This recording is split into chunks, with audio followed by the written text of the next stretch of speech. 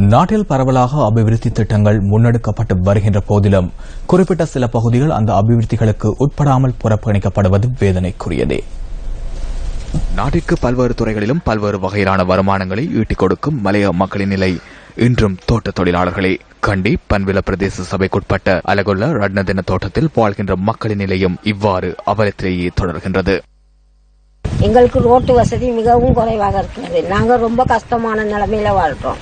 எங்களுக்கு சுகம்லன்னு சொன்னா ஒரு நோயாளியை கொண்டு போயிடாது, பாபா கிடைக்கிறவங்கள கொண்டு போயிடாது, கொண்டு போகக்கூடிய இடவெல்ல நோயாளி இறந்துருவாங்க. மிச்சம் கஷ்டமான நிலைமையில வாழ்றோம். எங்களுக்கு இந்த ரோட்டை தயவு செஞ்சு எங்களுக்கு இந்த ரோட்டை சரி பண்ணி கொடுக்கும். இந்த தோட்டத்தில் 80 குடும்பங்களைச் சேர்ந்த 200 பேர் வரை வாழ்ந்து வருகின்றனர். இந்த மக்களின் அடிப்படை தேவைகள் ஏதும் பூர்த்தி செய்யப்படாத நிலையில் பெரும் சிக்கல்களுக்கு மத்தியில் தமது வாழ்வாதாரத்தை முன்னெடுத்துச் செல்கின்றனர். இந்த தோட்ட மக்களின் குடியிருப்புகள் சேதமடைந்த நிலையில் பல வருட காலமாக அச்சமான சூழ்நிலைக்கு முகம் கொடுத்த நிலையில் தமது வாழ்வினை இவர்கள் கொண்டு செல்கின்றனர். 75 குடும்பம் தோட்டத்தில் வசிக்கிறோம். அவங்களுக்கு தண்ணி வசதி, வீடு வசதி எல்லாம் ஒழுங்கான முறைக்கு இல்லை. ரோட்டு வசதி ஒழுங்கான முறைக்கு இல்லை. பாடத்தை அங்கிட்டு இருந்து இங்கிட்டு வரணும்னா தண்ணி அது ஸ்கூலுக்குள்ளே போக இயலாது. பந்தா அரசி சப்பாத்து அதெல்லாம் வீணா போகுது.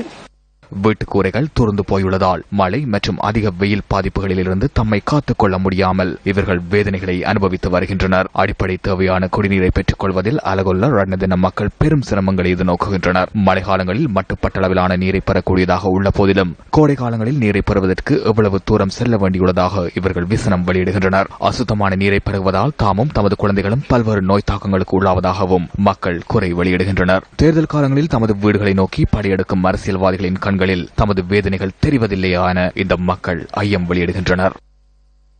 நாங்களும் இவ்வளவு காலம் இருக்காங்க இந்த தோட்டத்துல.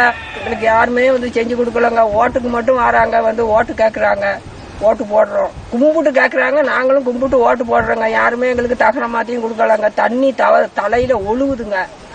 இந்த ரோட்டை பாருங்க. ஸ்கூலுக்கும் போக இயலாது, ஒரு நோயாளியை கொண்டு போக இயலாது. கொண்டுகிட்டு போக முடியும், அரைவாசி செத்து போயிடுறாங்க.